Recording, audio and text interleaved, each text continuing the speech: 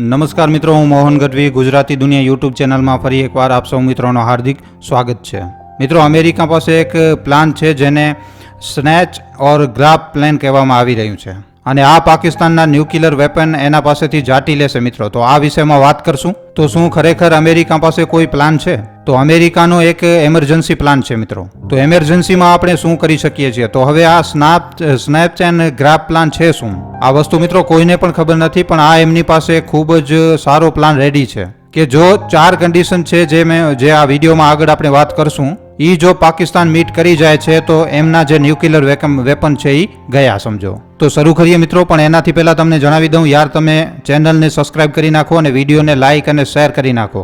તો પાકિસ્તાનનો મિત્રો, જેમ કે આપણા બધાને ખબર છે કે જેવી રીતે પાકિસ્તાન ન્યુક્લિયરની ધમકીઓ આપી રહ્યો છે, આ જે દેશ છે એ પૂરી રીતે પાગલ થઈ ચૂક્યો છે. હું પહેલાના મારા વિડીયોમાં પણ ઘણું જણાવી ચૂક્યો છું આ વિષયમાં. તો ન્યુક્લિયર વોર શું કામ નહીં થાય આ વિષયમાં મિત્રો હું ઘણા 5-6 વિડીયોમાં આ વાત એકદમ ડિટેલમાં જણાવી ચૂક્યો છું. 5-6 કારણો મેં જણાવ્યા હતા. ન્યુક્લિયર વોર ક્યારે થઈ જ નથી શકતો, એ ખાલી અને ખાલી એક પાકિસ્તાનની એક ધમકી છે. હવે 1993 તમને મિત્રો એક જણાવ્યું હતું ને કે એક ડોક્યુમેન્ટ લીક થયો છે એક CIA નો 1993માં.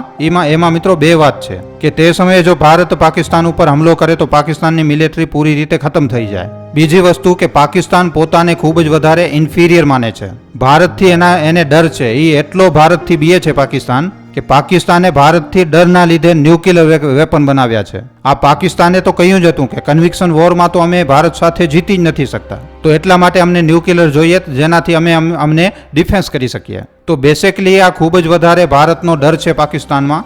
અને હમણાં પણ જે તમે ગીદડ ભભકીઓ જોઈ રહ્યા છો ને, જે એમના નેતા છે જે કમ્યુનલ વાતો કરી રહ્યા છે, આ બધું મિત્રો આ જ કારણે છે. આ ડરના કારણે જે લોકો એકદમ અનાપ શનાપ બકી રહ્યા છે. હવે આ ડરના લીધે આ લોકો સ્ટ્રાઇક પણ કરશે મિત્રો, જોઈ લેજો. બાપ હોય છે, આ વસ્તુ એમને સમજવી જોઈએ. તો હવે શું છે કે આ પાકિસ્તાન ન્યુક્લિયર વોર, આના ખ્વાજા આસિફ અને ખબર નહીં એના કયા મંત્રી ન્યુક્લિયરની ધમકી આપી રહ્યા છે કે અમે અમારા ન્યુક્લિયર વેપન દિવાળી માટે નથી રાખ્યા. ભાઈ, અમે પણ અમારા ન્યુક્લિયર વેપન દિવાળી માટે નથી રાખ્યા. તો સમજવું જોઈએ આ લોકોને. પણ હમણાં આ રેટોરિક ખૂબ જ વધારે છે. જ્યારે આ લોકોને ભારતથી થ્રેટ આવશે તો આ વસ્તુનો યુઝ કરશે કે અમે પરમાણુ હુમલો કરી નાખશું. પણ આ લોકો ન્યુક્લિયર વોર કરી જ નથી શકતા. એમનો જે ન્યુક્લિયર પાવર છે એ આવાથી પહેલા જ ખતમ થઈ જશે. આ વસ્તુ હું ઘણીવાર જણાવી ચૂક્યો છું, ઘણા વિડીયોમાં હું કહી ચૂક્યો છું પહેલે પણ. તો હવે શું છે કે આમાં અમેરિકાનો એક ખૂબ જ મોટો રોલ છે.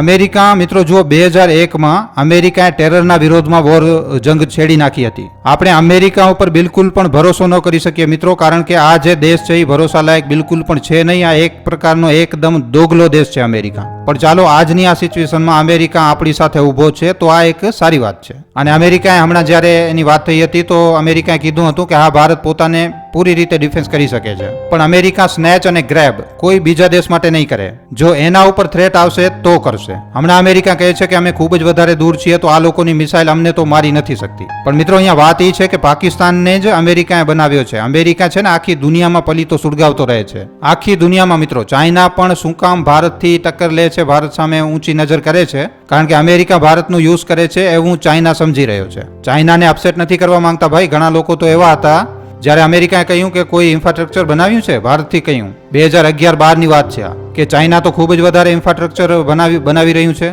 જુઓ, અમેરિકાનું જે મેન જે દુશ્મન છે ને એ ચાઇના છે. તો એમણે કહ્યું ના. તો શું કામ? કે કારણ કે અમે ચાઇનાને અપસેટ નથી કરવા માંગતા. તો આવી રીતે અમેરિકાએ માથો પકડી લીધો. અરે બાપ રે, આ શું થશે આ લોકોનું? તો એના પછી અમેરિકાએ કહ્યું કે ભાઈ બનાવો. એના પછી કમ્યુનિકેશન સેટેલાઇટ્સ, એના પછી ડિફેન્સ, આ બધી વસ્તુઓ એમની સાથે શેર કરી. 2014 પછી નરેન્દ્ર મોદી જ્યારે ભારતમાં આવ્યા એના પછી આ બધું ઇન્ફ્રાસ્ટ્રક્ચર બનવાનું અહીંયા ભારતમાં ચાલુ થયું છે. કારણ કે અમેરિકાએ કહ્યું હતું કે આ જે 6 લાખની જે સેના છે આ 1 અઠવાડિયાની અંદર ચાઇના ડિપ્લોય કરી નાખશે. તમને ઘણું ટાઈમ લાગી જશે, તમે નહીં કરી શકો. તો સિયાચીનથી સડકને આ બધું તો એ હંમેશા ડર રહે છે. તો એ હંમેશા ડર રહે છે ચાઇનાને કે ક્યાંક વેસ્ટર્ન ફ્રન્ટ ન ખુલી જાય ભારત બાજુથી. અને આ વસ્તુ અમેરિકા ખોલી શકે છે. તો જો અમેરિકાને થ્રેટ હશે તો એકદમ જગજાહેર વાત છે કે અમેરિકા આ બધી આવી રીતની વસ્તુઓ કરશે. હવે ખબર નહીં તમારામાંથી કેટલાક લોકોને ખબર હશે કે નહીં હોય, અમેરિકાએ વર્ષ 2011માં એક પ્લાન બનાવ્યો હતો અને આનું નામ છે સ્નેચ ઓર ગ્રાબ.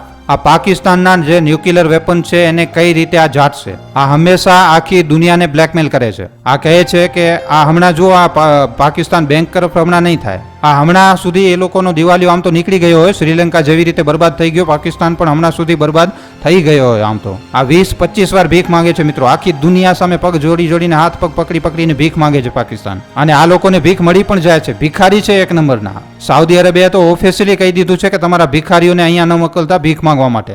તો આ બધાથી ભીખ માંગશે, અને આ લોકોને ભીખમાં પૈસા એટલા માટે મળે છે કારણ કે આ બધા લોકોથી બોલે છે, કારણ કે આ અમારી પાસે જે ન્યુક્લિયર વેપન છે એ આતંકવાદીઓની પાસે આવી ગયા તો મોટી પ્રોબ્લેમ થઈ જશે, આ એવું કહે છે આ લોકો વિદેશોમાં. તો આ લોકો સાફ કહે છે કે અમારી આર્મીમાં આતંકવાદી ભરેલા પડ્યા છે ને એમની પાસે અમારા ન્યુક્લિયર જઈ શકે છે. તો હવે અહીંયા 4 પોઈન્ટ છે. અમેરિકાનો આ પ્લાન કોન્ટિજન્સી છે, અને આ એક્ટિવેટ થઈ જશે જો અમેરિકાને લાગ્યું કે આ ન્યુક્લિયર બોમ્બ દાગવાના છે તો આ એક્ટિવેટ થઈ જશે, પણ આવું ક્યારે થશે નહીં. અને જો આપણને પણ લાગ્યું, આપણી પણ નો ફર્સ્ટ યુઝની ડોક્ટ્રિન છે, જો આપણને ખબર પણ પડી ગઈ કે આપણા ઉપર કોઈ ન્યુક્લિયરથી હુમલો કરવાનો છે તો એ ગ્રે એરિયો છે, ત્યાં આપણે એનાથી પહેલા હુમલો કરી શકીએ છીએ. તો અહીંયા સૌથી પહેલા જો તો માની લ્યો કે પોલિટિકલ અથવા તો સિવિલ કોલાપ્સ થઈ જાય, એક રીતે જો અમેરિકાની વાત નથી માનતો પાકિસ્તાન, તો પછી અમેરિકા જે છે એ લોકોનો જે આખો ન્યુક્લિયર પ્રોગ્રામ છે એને ચોરી કરી લેશે, એને બરબાદ કરી નાખશે. મતલબ કે અમેરિકા એને નિષ્ક્રિય કરી નાખશે. પણ આપણને એક વાત અહીંયા સમજવાની છે, આ હમણાં પણ છે જ, પોલિટિકલ સિવિલ કોલાપ્સ તો હમણાં પણ છે જ, આ વાત તો આપણે જોઈ જ રહ્યા છીએ.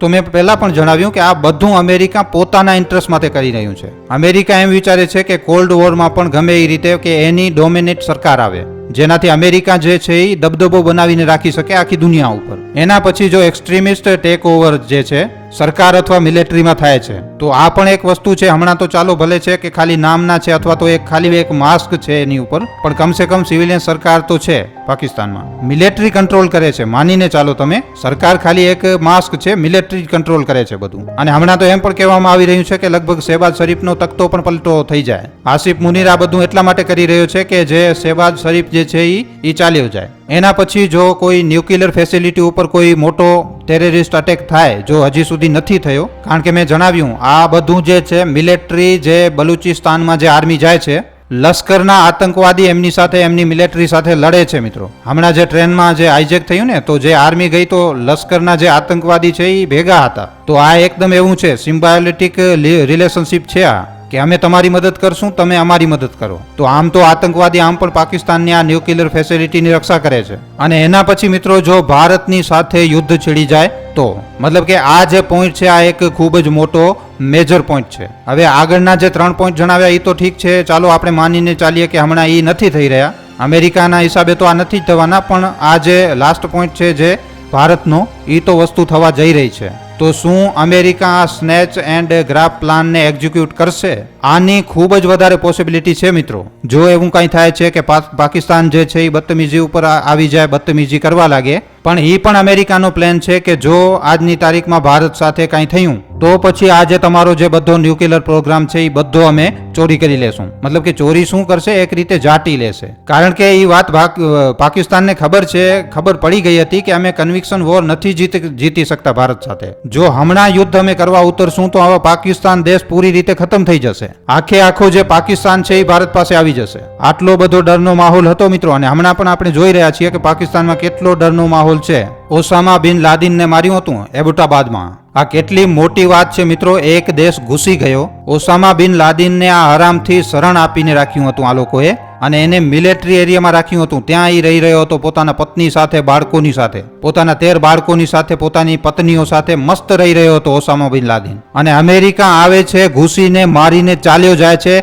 આ લોકો કાંઈ પણ ઉખાડી નથી શકતા એનો. તો આ વાત તો છે, અમેરિકા પાસે જે બધા પ્લાન્સ જે છે એ બધા રેડી છે, એ ગમે એ કરી શકે છે. આ લોકોની CIA ગમે તેમ કરી શકે છે. હવે એના પછી જે છે પરવેઝ મુશર્રફ, આ સેમ વસ્તુ થઈ હતી. આ જ થયું હતું મિત્રો, જ્યારે બીજો એક ટાઈમ આવ્યો હતો જ્યારે પરવેઝ મુશર્રફ એ તખ્તો પલટ કરવાના હતા. તો આ શું કહી રહ્યા છે, જો આવું થશે તો અમે યુદ્ધ કરી લેશું. હવે ભીખ મંગો દેશ બોલો કહી રહ્યો છે અમેરિકા સાથે યુદ્ધ કરી લેશે, કે જો આવું થયું તો અમે ખતમ કરી નાખશું. તમે એ માનીને ચાલો, અમેરિકાનું જે સ્નેચ ઓપરેશન છે એ એક વોરને ટ્રિગર કરી નાખ્યું. મતલબ કે જો આ પ્લાન અપનાવવામાં આવ્યું તો યુદ્ધ કરશું, આ કહી દીધું એ લોકોએ. કારણ કે હમણાં એ લોકોના જે ન્યુક્લિયર વેપન છે એ કહેવામાં આવી રહ્યું છે કે ટનલોમાં છે, બંકરોમાં છે, મિલિટરી બેઝમાં છે. અને આ લોકોનો જે છે ને ડિસેન્ટ્રલાઇઝ છે. એ લોકોનો જે ન્યુક્લિયર પ્રોગ્રામ છે એ પૂરેપૂરો ડિસેન્ટ્રલાઇઝ છે. મતલબ કે આ લોકોનો એક કોર કમાન્ડર છે, ઈ કહેશે, ઈ પછી એના પછી આગળ ઈ જણાવશે, પછી ઈ 2-4 લેવલ છે એમ.